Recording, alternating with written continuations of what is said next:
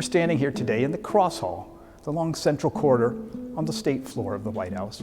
This hallway and the adjoining entrance hall and the grand staircase nearby are the locations for the portraits of the most recent former presidents.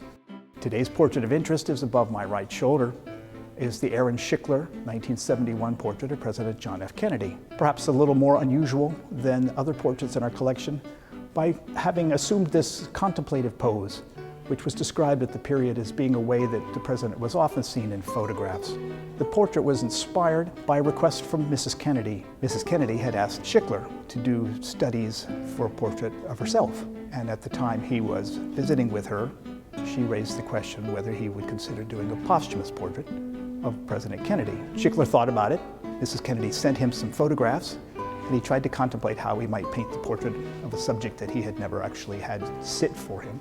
Mrs. Kennedy sent a New York Times article and said that she had been interested and haunted almost by the photograph that the Times had used with the article about the death of her brother-in-law, Senator Kennedy. And it showed President Kennedy with his back to the camera in a contemplative pose, and his brother Robert, who was then the Attorney General, in profile in a contemplative pose, as they were considering the world-shattering activities of the Cuban Missile Crisis in 1962. And she said, "I've been haunted by this picture, and I think it would be the right one to inspire a portrait for the White House."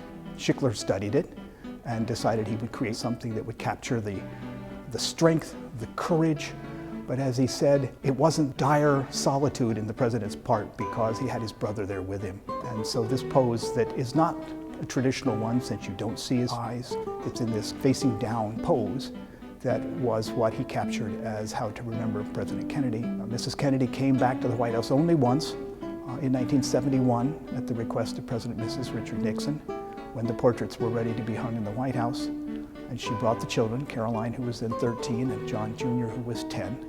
And they visited rooms that they had lived in, and they went to the Oval Office and saw the portraits. And she said this was a very moving experience. And that was the only time she returned to the White House after leaving in 1963.